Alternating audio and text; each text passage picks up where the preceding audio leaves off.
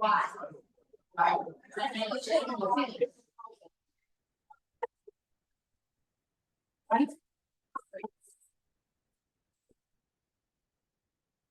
afternoon, everyone. Welcome to our November book lunch. Thank you very much for coming through all of the rain and soon snow. I'm going to get started real quick. Just a few announcements. We're doing something. Let me turn it back on. We're doing something a bit different in December. It's still Book for Lunch, but it's called Book for the Holidays, and it's still on the first Wednesday. It's going to be sweet and savory finger foods to be served at noon, and meet and greet will last until 2 p.m. So what we're doing is there are quite a few authors in the area, adult books, children's books, junior fiction books, written by local authors, and we want to give them 5 minutes to tell us about their book.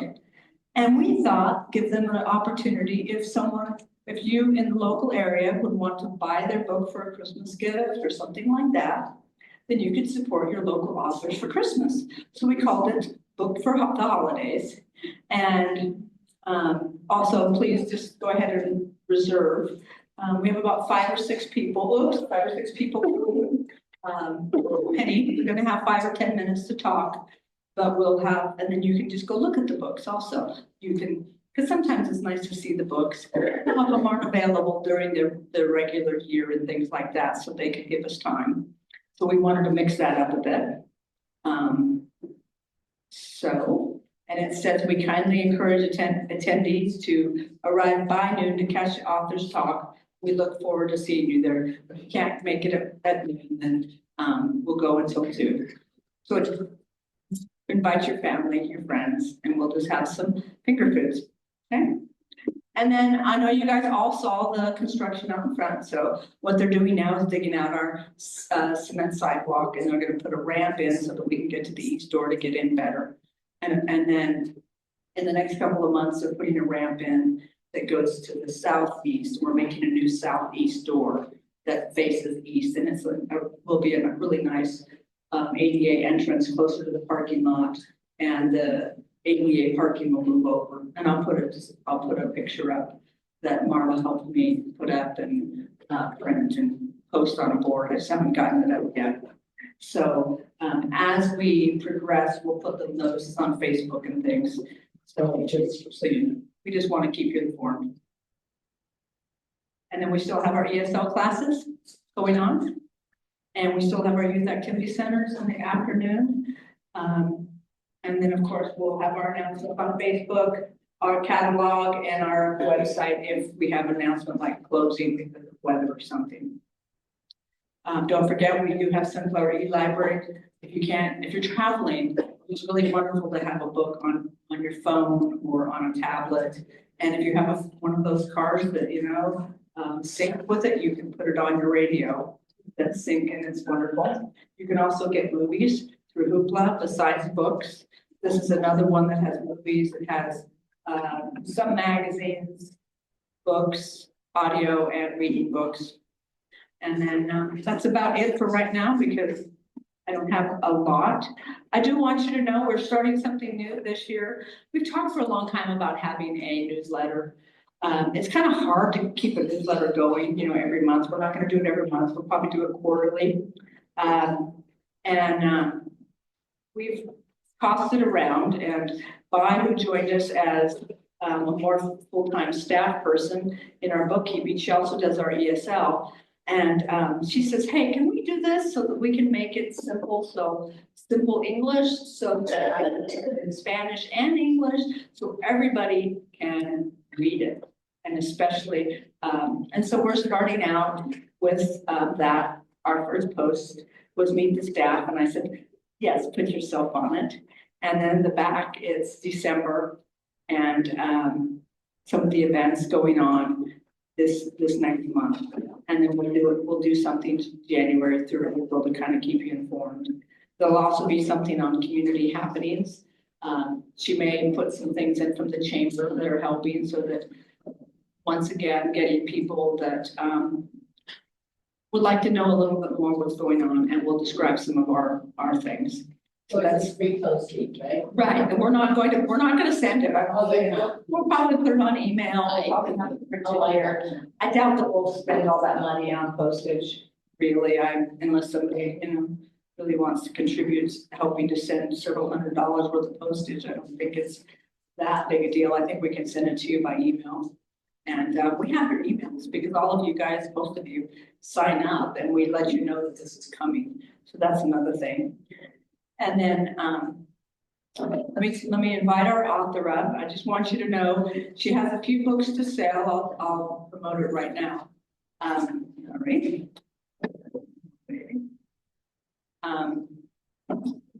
If you don't get it, she did bring some postcards I know that she would hand out. I've asked her to come back on December if she doesn't have enough books, and if you want to buy it, she would come back for December and sell some of her books also. Because this is a brand new book, it's just come out. It was off the press, and she was allowed to sell it as of last week. So this is a new book, and as an author. So Deb, come on up and tell us about yourself, tell us about your book and all that it contains. Thank you very much. Woo, I'm loud. Well, we'll turn it into get started and I'll.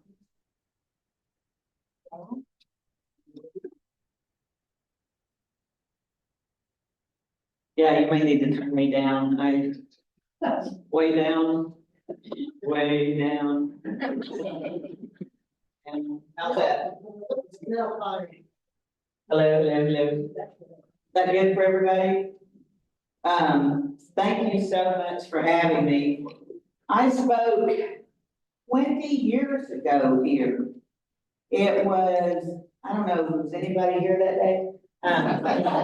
My former husband and I, Tom Goodrich, the Kansas Humanities set up this tour around Kansas that coincided with the territorial anniversary. So it was 2004. And we spoke on the movie Dark Command. So we showed the movie Dark Command. Has anybody seen Dark Command? Oh, it's a great movie. John Wayne, Walter Pigeon, Roy Rogers. It's stupid history, but it's a fun movie. And it's all about Quantrill's Raid on Lawrence, which is one of my specialties as a historian. It's not what I would have picked the show talking about Bleeding Kansas, but whatever, they paid us to go around the state and talk about it, so that was fine. But yeah, so that was the last time I spoke here 20 years ago. So it must not have been very good because it took you this long to ask me back. I am the historian in residence sponsored by the Garvey, Texas Foundation at the Fort Wallace Museum. So how many folks been to the Fort Wallace Museum? Very good. So my friend Nancy Arndt from Colby is here with us, and she is one of the part-time employees at the museum. Wave at them, Nancy.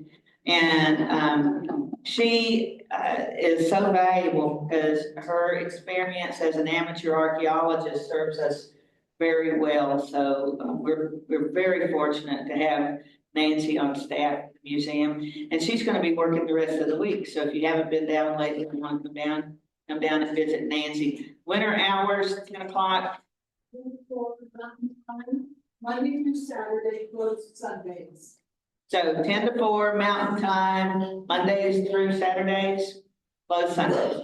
Yeah, it is on Mountain Time. So yeah, don't let that. It's great. You know, I live in Oakley, and when I work at the museum, I leave at 9 o'clock, get there at 9 o'clock.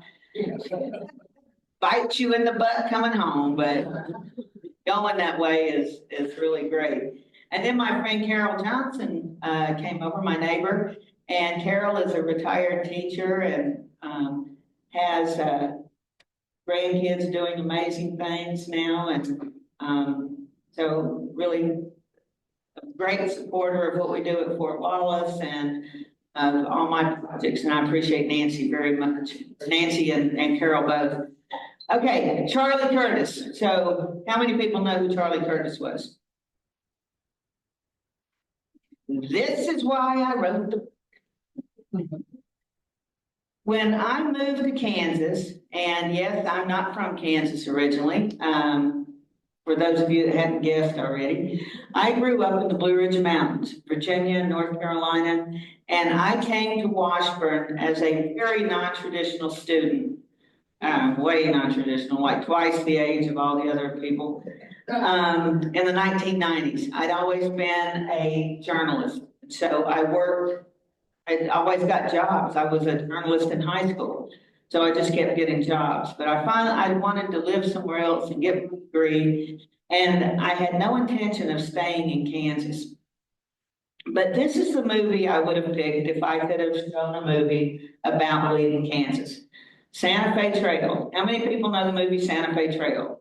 With Errol Flynn as Jeb Stewart and Ronald Reagan as Custer. Again, there's about 5 minutes of real history in it, but God, what a great movie. I grew up Jeb Stewart's hometown, Ararat, Virginia. So my cousins, Shug and Icy Brown, owned the farm where Jeb Stewart was born. It's in a private trust now, so his story was always really important to me. Because of the movie Santa Fe Trail, I knew that Jeb and John Brown had all been together at Harper's Ferry, one of my favorite places on earth.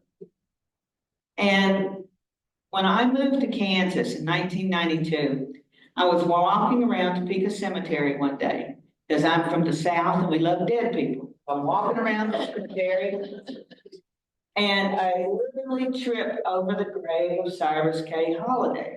Now, how many of you know who Cyrus K. Holliday was? Railroad people, right? Yeah, founder of the Atchison, Pekin, and Santa Fe Railroad. The only reason I knew that, coming from Virginia, is because of the movie Santa Fe Trail. He's in that movie. He's depicted in that movie as starting the railroad. And I tripped over his grave, literally, because it's very modest. It's just a little bitty, very plain marker. He was a Quaker, so it was very plain. And it hit me that all those people were here. They were right here. Stewart and Brown and Holliday and on and on and on. And man, I've been hooked on Kansas history ever since. So I spent a lot of time in the cemetery and got to know the woman who was the local historian. And that's how I met Charlie Curtis. I didn't know who the Kaw tribe was. I'd never heard of him. You know, the Kaw Indians or Kansas Indians, nothing. I knew nothing. So there was a big learning curve there. But the more I heard about Charlie Curtis, the more fascinated I was. And that, like I said, that was 1992. So I've been researching his life ever since and finally got around to putting the book together. I've got tons of files. You know, it's just but it's still just a little bit of his incredible story. I've been interviewed in the last few months on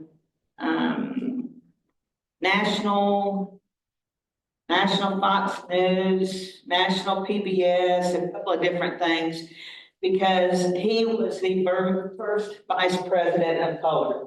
As an enrolled member of the Kaw tribe, he was the first vice president of color. And of course, that's become newsworthy. So that's kind of bringing him out of obscurity, thank goodness, because he's a very remarkable man. So, all right, how do I? Right. Oops, no. Yeah. They're all different. Yeah, put me back on track here. Okay. Okay, so he was inaugurated with Herbert Hoover on March 4th, 1929. And anybody here vote for him? Never know. So Charlie had such a remarkable career, but I want to start with this inauguration. And this, did I do that right? Look at that. Isn't that cool? And it was a rainy day in Washington that day, but that's That's all the folks turning out for the inaugural in 1929. And they won by a good majority. I can't remember now exactly. I've got a lot of uh, election stuff in my head, but I can't remember exactly. This is the outgoing president, Calvin Coolidge, who could not wait to get out of Washington, and Herbert Hoover. Calvin Coolidge was very close. He and his wife both were very close to not only Charles Curtis, but to Arthur Capper. And how many of you, I bet some of you did, anybody vote for Arthur Capper? We're getting closer, we're getting closer. Arthur was in office until what, 1950 or something? I think he died in 52, so yeah, it's possible. So, yeah, Coolidge just can't wait to go, and there's Hoover all excited about getting in. This is the President and Mrs. Hoover going down Pennsylvania Avenue. These came from an official report on the inaugural. It's a book about yay thick that has these wonderful 8x10 black and white photographs from the inaugural, and it's the report of everybody involved. So it's an official government publication reporting on the inaugural. So like the food budget, everything is in it. It's phenomenal. You just never know what you'll come across in those things. So people ask me all the time about researching. Don't overlook that boring stuff. If it says report, 90% of it may be dull, but then you'll get a couple of little details in there that really highlight something or bring something to life. But this official report is a hardbound volume that has everything about the inaugural. It's fantastic. All the committee members, everybody and their dog that had anything to do with it is in this program. It's really good. All right, now this is not inaugural. This is, all right, they were inaugurated in March. I think that this is December of 1929. It's early in the presidency. So, is that? Yeah. So here's Charlie Curtis. This is the White House. This is his sister, Dolly Gann, and this is his brother-in-law, Billy Gann, or Edward Everett Gann. And some of the history people might remember the name Edward Everett, very famous orator. So Charlie's all happy, this is early in the term. Everybody's happy early in the term. Richmond Blues, just a couple of Connecticut governor's foot guards, and they're all marching in the rain. Oh my goodness. Okay, so this is an overview of Charlie's career. Born January 25th, 1860, so during our territorial period, and that's really important. So his life spans Kansas, literally. Born during the territory, excuse me.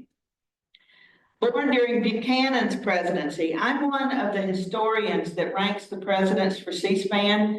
They just reached out the other day, will I be willing to take part again in this ranking? Buchanan and Johnson, Andrew Johnson, and Pierce are always like going, they're trading the bottom spot every time, the bottom three. It's Buchanan, Pierce, Johnson. Poor William Henry Harrison only served a month, and they're still ranked as worse than he was. So he's elected during Buchanan's presidency, died during FDR's presidency, working on Alf Landon's bid to upset FDR. So that's what he's doing when he has a heart attack and dies. He did not graduate high school. He did not attend college. He read the law and passed the bar at the age of 21. Now, reading the law was not that uncommon in his day. So he would have been In 1881 is when he would have passed the bar. So reading the law was basically apprenticing to an attorney. And that's what he did. And that was not uncommon. I actually know an attorney in Virginia who did that. It's still, some states still allow it. Virginia is one of them that does. So I actually know an attorney who did. She was a law clerk and apprenticed and passed the bar. He was elected the Shawnee County Attorney, which now is the district attorney. Back then it was just Shawnee County Attorney, and now it's kind of divided up into different duties. But then that was the district attorney and the county attorney all wrapped into one. And elected to Congress at the age of 33. All right. What have I got here? Okay, again, just a quick overview. All right, when he, at this point, he was elected simultaneously on January 23rd, 1907 by the state legislature, because state legislature is still electing our U.S. senators, to the U.S. Senate term ending March 3rd of that year. He's filling the term, the unexpired term of another senator, and to the succeeding term. So he gets, they just do it all in one fell swoop and elect him to both of those. So he resigned his seat in Congress. Then when he ran for re-election from that Senate seat in 1912, when he was defeated. But some of you who are way better on politics, we've got two family trees with our Senate seats. You know, they're elected in staggering years. Charlie Curtis, I believe, is the only senator to have served in both of those lines, because he got defeated in that one Senate chain, and then he ran 2 years later in the next one and was elected. And that 2 years is the only time he's out of office. So from the time he's 33, basically from the time he's 24, there's only three or four total years until 1932 that he's not in office. So I believe he is still the only one who has served in both of those. So he is in the line of succession somewhere with both of our U.S. senators today. He was the first Senate Majority Leader. They were going, as they're revamping things, they decided that we're going to have Majority Leaders now. So he is the first one. And of course, that makes him the first Republican Senate Majority Leader, because he was a Republican. Bob Dole he brought the official portrait of Charlie out of the closet or whatever storage in the National Portrait Gallery, and that hung behind his official desk. So when Bob Dole was signing official documents, meeting with important people, it was this huge portrait of Charlie Curtis that was hanging behind him. Elected vice president under Hoover in 28, and then defeated in 32. So he is vice president from 29 to 32. So that's the overview. Excuse me, I'm sorry, I don't mean to cough into that. All right. Charlie's background. He is French Kaw and Osage on his mother's side. And he is Puritan, just white European on his dad's side. His ancestry on that native side starts, one of the coolest people in the line is Pawhuska, who would be his third great-grandfather. Anybody heard of Pawhuska? You've heard of Pawhuska, Oklahoma, or been there. All right, Pawhuska is named for this Pawhuska, this Osage warrior. How many of you been to Fort Osage over in the eastern part, or just across the river, basically, from Fort Leavenworth? It's highly recommended. Isn't it cool? All right, so if you've got grandkids especially, this is a walled fort, and it is a fort It's a recreation, but it's so well done. And this would be a fort from the War of 1812. So for our part of the world, that is pretty unique. And it's just not that far, basically just across the state. Pawhuska would have lived in that neighborhood. He is buried somewhere. You would have been able, if you were standing there on the Missouri River at Fort Osage, to see the grave of Pawhuska. He is a young warrior in, got the date on there, the 1790s. So America, okay, 1791. Anybody ever heard of the Battle of 1,000 Slain? Oh my God, this is such a cool story. I belong to the Order of the Indian Wars, really cool group, and we're going to go tour this next fall. I think we're going to start in Toledo and make that our kind of hub. So in the neighborhood of Toledo. So America is a young country. George Washington is president, and we've got all this war debt. What are we going to do to pay this war debt? We're going to sell off the Northwest Territory. Ain't nobody using it. Ain't nobody there but Indians, you know. So we decided to start selling land, sending settlers, you know, same old story, except the Indians are not real thrilled about this. So we end up going to war. Arthur St. Clair, who is a career soldier, not a bad guy, but he goes off up there to take care of this situation. George Washington, who is an experienced soldier, both with the British, against the British, with the British, against the natives, against the French, everybody. He's like, be careful. They don't play like we do. You know, he talked about guerrilla warfare. He talked about all these things. What St. Clair did, he goes up there and gets massacred. 1,000 slain. It is still the largest defeat per capita ever suffered by the U.S. Army. And it is a coalition of Indian tribes in the Northwest Territories that deliver this defeat. It's incredible. Washington is livid. Oh my God, it was horrible. It was really bad. One of the young warriors in this battle was, I think his name was Iron Hawk. So he's Osage, and he starts to scout an American officer, and he grabs his hair to scalp him, and the white powdered wig comes off in his hands. And the guy gets away.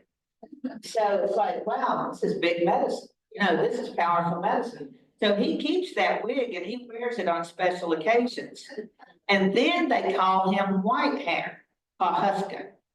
So that's where the name Pawhuska comes from. So every generation of Osage since then have had a Pawhuska, but he is the original one. Pawhuska becomes an important leader in the Osage tribes. He knows William Clark. William Clark is the guy who picks out the site for Fort Osage. And he is invited by William Clark, part of a delegation, to go to Washington, D.C. and meet with President Jefferson.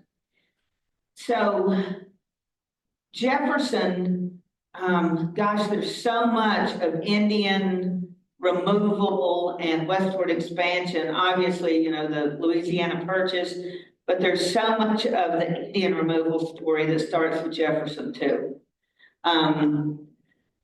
So it's really interesting. And when you read Jefferson's letters to these Indian leaders, it is very condescending. You know, he really is the great white father telling them what they're going to do for them and all this stuff.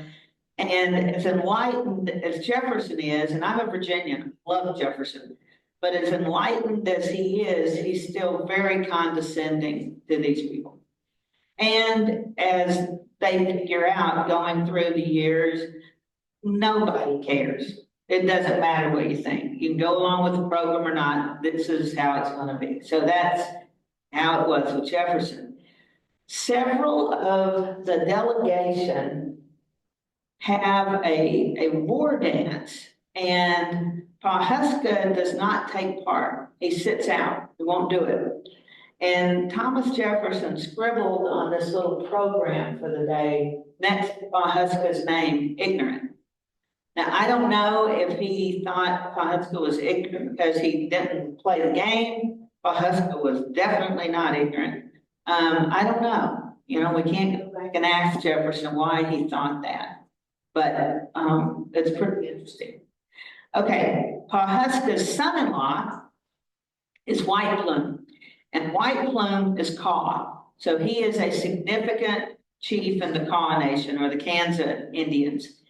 And White Plume, 1765 to 1838. So again, such an important part of westward expansion. And by this time, by the time that he is on the scene, you've got so much interaction with the French fur trade. You know, that's been going on for a while, and it's really a huge deal at the end of the 18th and beginning of the 19th century. That's really a big deal. The French who come down, you know, those French Canadians that are coming down, they adapt with the Indians. They intermarry. There's a lot of study about that, you know, the politics of it. Both sides use that. The Indians use that. The French use that. But it's to their benefit to live like the Indians do because of the nature of the business, you know, the trapping and all that stuff. So White Plume has several daughters who married French guys. There's at least 3. And maybe one of them married 2 or 3 French guys. I don't know, but it gets complicated. But at least 3 of his daughters marry these French guys. White Plume is a signator to a couple of really important treaties with the federal government. One of them is the treaty that gives the Kaw Nation, the treaty right, the reservation claim to the land we're on today. The Kaw Nation, no matter who was out here, the Cheyenne, the Sioux, whoever, the Kaw Nation is the only one that ever had a treaty right to this ground. It didn't last a long time, but they're the only ones that did. Because if you ever look at those maps, the reservation goes from eastern Kansas, this narrow band, all the way to the Continental Divide, like our territorial map, sort of, but a little more narrow than that. But in the process, White Plume gave up millions and millions of other acres that the Kaw owned.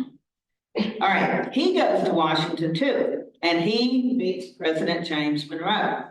So he is Charlie Curtis's second great-grandfather. So whenever they talk about Charlie Curtis and being this politician and being gifted at politics, I would submit that it comes from his native side, not the white side. It's his native side that have been, you know, ain't nobody asking Grandpa Curtis to go talk to the president. It's on the native side. And they are negotiating all the time, all the time. All right, so this is one of my favorite maps, the Kansas Territory, back before we locked off Denver, all the crazy people over in Colorado. Y'all know why we locked off Denver? Too many Democrats. Those in charge were the radical Republicans. The people who had gone to Denver, there were a lot of Southerners that had gone to Denver. The miners and those guys, a lot of them were Democrats. And of course, the Democrats back then were more conservative. The Republicans were the more forward thinking, you know, the abolitionists. But they decided they didn't want those people voting out there. So when they got to the go for statehood, they're like, who cares what's going on out there anyway? And they just locked it off. So, good idea, I don't know. All right. We lost the school closed, but, okay, and this is the Kansas Reservation. All right, so the Delaware land, Shawnee land. Now, of course, these guys have been moved in. The Kickapoo, the Shawnee, the Delaware, all these are immigrant tribes to Kansas. They weren't here to start with. So the Kansas Reservation, that's the Kansas River. So that's where it started, and it just kept going on out for a while. I don't know, 20 years or something. Let me get past this. Kansas Territory again. Okay, this is a delegation of the CAW going to Washington. So I'm not sure exactly who's depicted in this. Do you know, Nancy? Have you ever looked at that? All right. But again, the CAW, the Osage, they keep going to Washington, their leadership, and Charlie is in the line of that leadership. He's related to those folks. Okay, boyhood. All right. How many have you been to Topeka? All right, Ward Park or Great Overland Station? You know what? Ward Mead? You ever been there? Great Overland Station? So, Great Overland Station is on the north side of the river. There at the Topeka, where the Topeka Avenue Bridge crosses. All right, so this is basically the path of that Topeka Avenue Bridge. So Charlie's grandmother, who was White Plume's granddaughter, and part of that treaty, his grandchildren got a square mile of land on the north side of Kansas River. I think there were 23 of them. So starting over around Lawrence, Lecompton, over in there, they started just chopping off, marking off a square mile of land till each one of White Plume's grandkids got a square mile. So Charlie's grandmother gets the square mile north of Topeka. Pretty good. And they operate a ferry. She and her French husband operate a ferry. She's got a sister married to a Frenchman on one side, a sister married to a Frenchman on the other side, and they are sometimes operating separate ferries. There's ferries all up and down our rivers. Sometimes they're in the same ferry business. In 1842, maybe 42, 44, there's a horrible flood, wipes everything out. They move back to St. Louis. But then in a year or two, they come back, and they're back in the ferry business. So they were the Papans. So the Papans operate the ferry. And so Charlie's grandmother and grandfather, this is a lucrative business. When you look at the prices that the ferry charge, and the ferry they're operating is on the Oregon Trail. So it's going over to where the Ward Mead Park would be now in Topeka. If you get a chance to go, it's really wonderful. So they're going from North Topeka and over to Ward Mead Park to the Ward home. It's not Topeka yet. It won't be Topeka yet, but it won't be long. 1854 it will be Topeka. So after 1854, the territory opens. Then you've got white settlement, so you got people pouring in to settle. Captain Jack Curtis, it was ferry boat Jack or riverboat Jack or something, till he got to Topeka. He was from Indiana, from the western edge on the Wabash River. And he left a wife and children in Indiana. They may have gotten divorced before he left. They may have gotten divorced after he left. They had a child die there, but they had a newborn when he left. He may have joined the circus and then wound his way to Topeka. There's so many stories about Captain Jack. But he gets to North Topeka and he goes to work for the Papans, operating the ferry boat. Now, this is a picture of Louis Papan. This is not Charlie's grandfather, Louis. It's his uncle, Louis. But that's as close as we can get. And so you can see the French-Canadian look. That's what he is. He's French-Canadian. Isn't he good looking? I'd have put him in if he weren't related to anybody, but, Charlie never talks about grandfather Papan. He mentions him like, grandmother and grandfather Papan on this, but he never mentions a personal relationship with him. So I don't know how he felt about him. There was a thing in the paper, a newspaper article one time about Louis Papan being arrested for public drunkenness. Who wasn't? I mean, that really, was it him? Was it that Louis? Because everybody's got the same name. I don't know. So he may have been a drunk, but like I said, everybody was. It was boring. It was hard. So I don't know. This is grandmother Pan, but this is after she's moved to Oklahoma. I wish I had a picture of her as a young woman. She was, again, this is the granddaughter of White Plume. She, Charlie said he owed everything in his life to her. Everything that he became, he owed to her. And this is Charlie's cousin, Bevel Papan. So the Papans are still a lot of the Papan family. This is grandmother and grandfather Curtis. And again, I wish I had younger pictures. It's the only ones I've ever found of them. They followed their son to the Kansas territory, bought up a bunch of land from the Papans, and had several businesses. They had a hotel in North Topeka. They're not wealthy people, but they're hardworking and they're entrepreneurial and always doing something. And this is the Curtis Cemetery in North Topeka. Again, if you cross the Topeka Avenue Bridge and look to your left, to the west, going north there, this is just not far after you cross the river. Okay, so Captain Jack marries Helen Papan, the daughter of the Papans, and he's running the ferry for them, and life is good, and they have 2 kids. They have little Charlie, and then they have a little baby girl, and not long after the baby girl is born, Civil War's already started, but he's not in it. He's making good money running the ferry, he's got a family, life is good. But then Quantrell happens. And Quantrell, the most well-known of all the Confederate guerrillas, comes across the state line, basically on the California roads, straight out of Missouri, and he burns Kansas, or Lawrence, Kansas, the second most populated city in the state. He kills 200 men and boys. He burns all but 2 or 3 of the downtown buildings. The smoke from that fire, it was an August day, no breeze.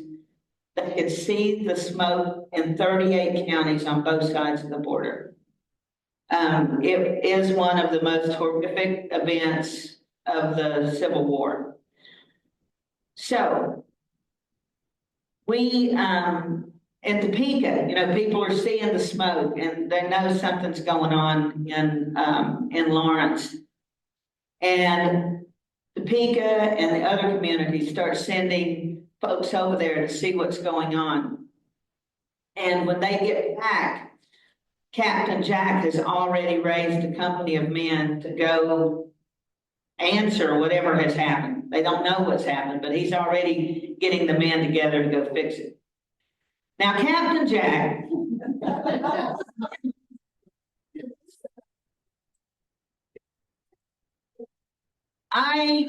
before I wrote the book, I described Captain Jack Curtis as Captain Jack Sparrow without the redeeming qualities. And I don't think I was quite fair to him. That's where the facts really get in the way. Because I keep finding stuff that's like, wow, there are redeeming things, but Lord of mercy, he is more like Jack Sparrow than not. He's the wanderer, he's impulsive, he's flamboyant. Everybody loves him. He tells a great story. He is absolutely fearless, not afraid of anything or anybody. He will go anywhere. When he formed this company of men in Indianola, After the organization of the company had been completed, Captain Jack Curtis formed his men in line on the main street and riding out in front of them, he delivered the following speech. Now, gentlemen, I want you to follow me.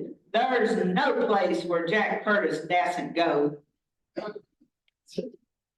So he's got a very, all the places that quote him in the vernacular, yeah, he sounds like somebody from the backwoods of Indiana.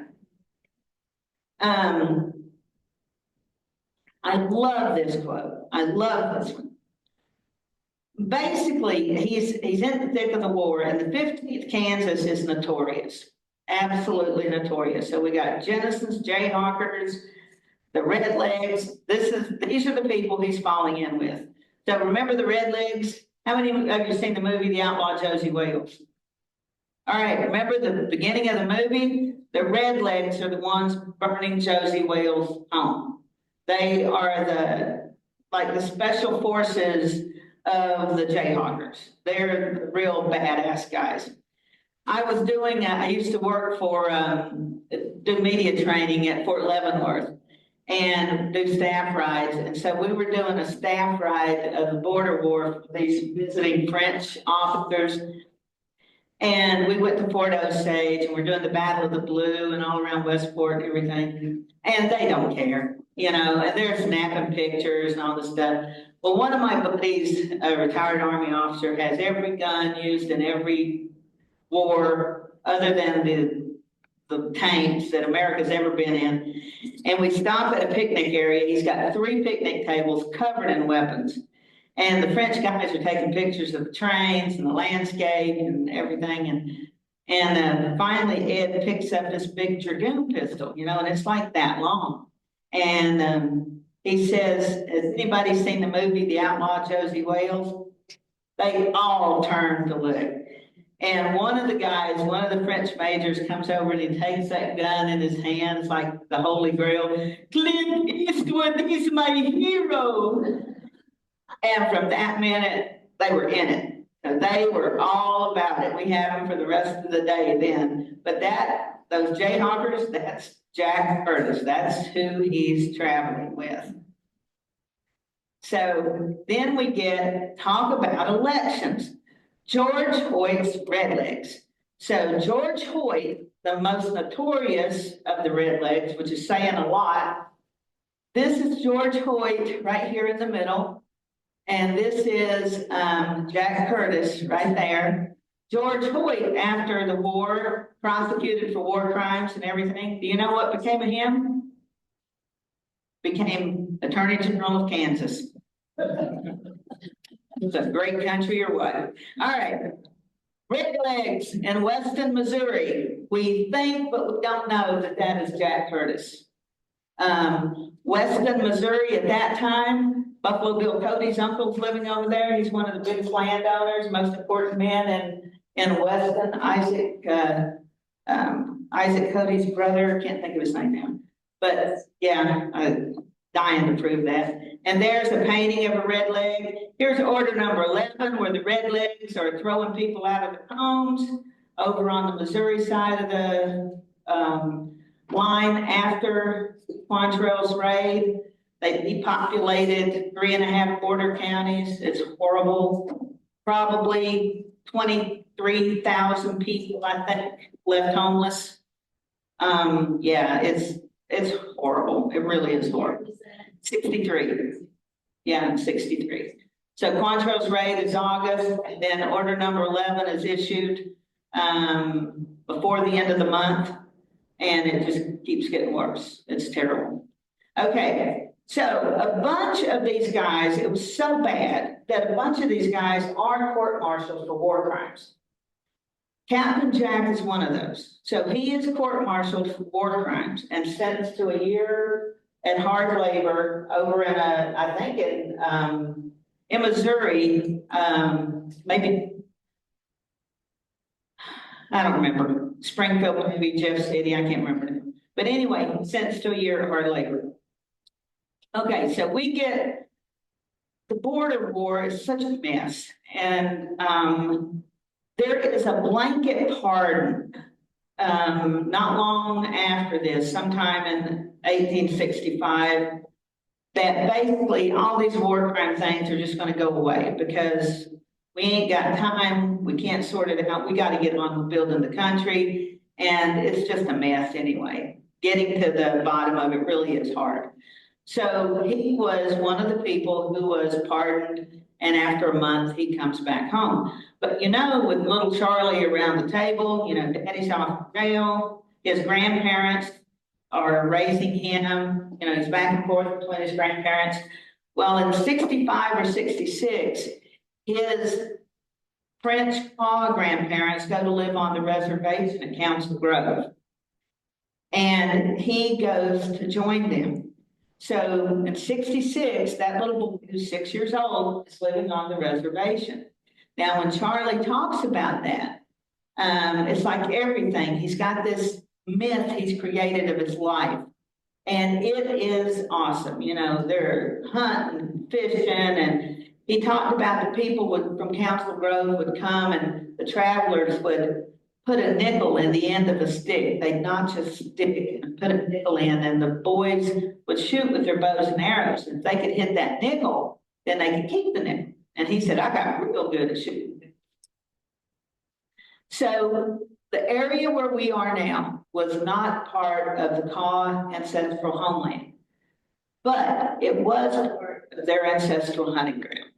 And this is what would bring them into conflict with the Cheyenne and some of the other Plains tribes. So in 1867, they're coming on the fall hunt. Some people say this was around Great Bend, somewhere down in there. They encounter some Cheyenne. The Cheyenne killed a Kaw warrior. In retaliation, the Kaw killed a dozen or 14 Cheyenne.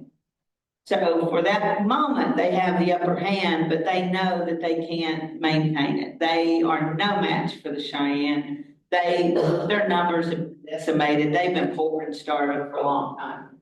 And the Cheyenne are still in pretty good shape right now. So they run back home.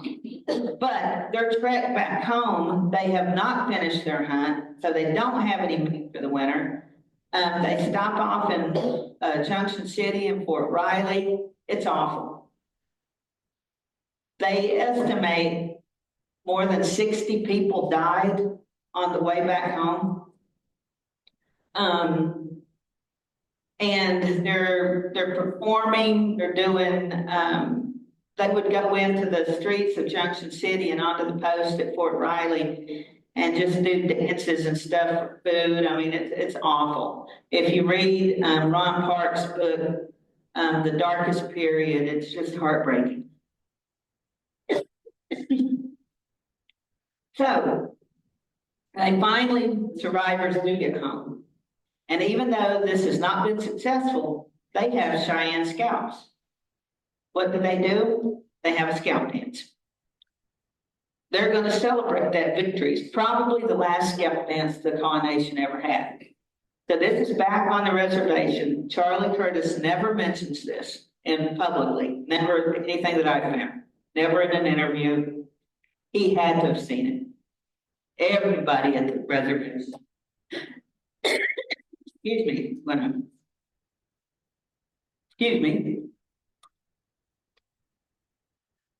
My vocal cords are kind of worn out. So they have this big celebration. That would be early 1868. In June of 1868, the Cheyenne attacked the Kaw at Council Grove.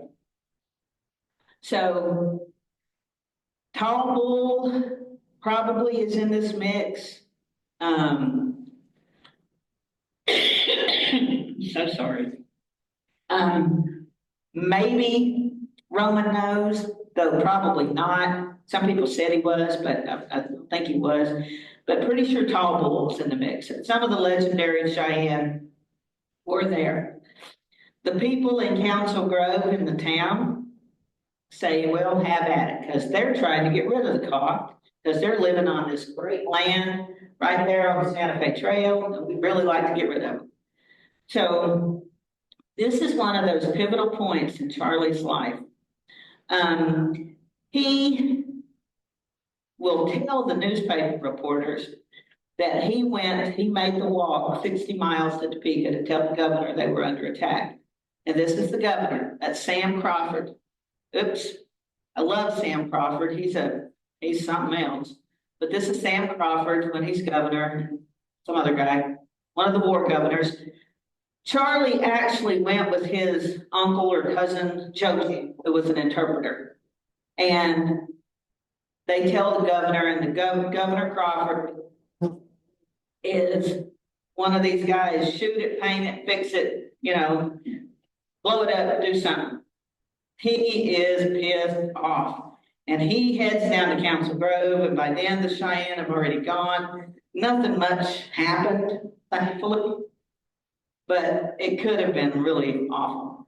But what was devastating to the Cheyenne is they had come that far east and to make war, and it will impact their lives for the next several years. But Charlie's life, his grandmothers decide he's going to stay in Topeka now. And probably Grandmother Curtis is like, man, if you're going to live down there with these savage Indians and get attacked, we ain't having that. You're coming home. So he goes back to Topeka to get an education. Now, what's Captain Jack doing? Well, Crawford creates the 19th Kansas to go fight the Indian Wars, because out here, man, it's hot. 67, 68. It's really hitting the fan out here. And now it's back east. Crawford has been begging Sherman and Sheridan to let him form a regiment, and finally they agreed. And who enlists but Captain Jack? So Captain Jack is part of the 19th Kansas that go to Custer at the Washita, except they get lost in a snowstorm. So they don't make it to the Washita. So they're not part of the battle, which is the good news. But they do help escort the captives back to Fort Hays. But Captain Jack is right there in the middle of it. And then Captain Jack is helping his Kaw relatives. And at first I was really skeptical about this. Here's Captain Jack in the middle of this delegation in Washington.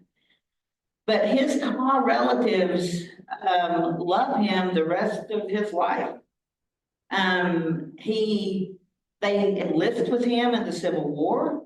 He lives with them down on the reservation part of the time. He's helping them going back and forth to Washington. So he really,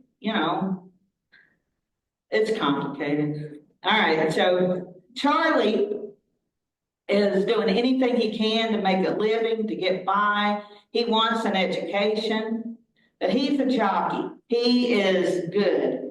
And so he starts winning races. He's racing on his granddaddy's horses when he's a professional jockey when he's 8. He races at Ellsworth one time and meets Bill Tillman, the lawman. He buys him a pie. And then years later, will buy him a pie in the Senate dining room in Washington. He is riding at the fairgrounds in Kansas City when Frank and Jesse James robbed the ticket office at the fairgrounds, and he hears the shots being fired. It's like Forrest Gump, he's everywhere. All righty, how are we doing on time? Done. One? Oh my God, why didn't y'all tell me to hush? All right, you gotta buy the book, that's it. I've got 4 books left. If anybody wants one real soon, I can sell you one, and I'll have some next week. I can bring them back to the library, and I will try to come back on in December. But I appreciate your time very much. Apologize for going over.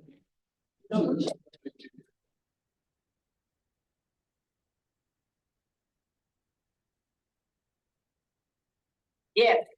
We're just getting to that. Yeah, we're just getting to that. Oh, yeah, if you want to stay and visit. Yeah. Are you good? Okay. Yeah, we can stay and visit. Not a problem. Figure stuff on the table, we'll take care of it. Sunday.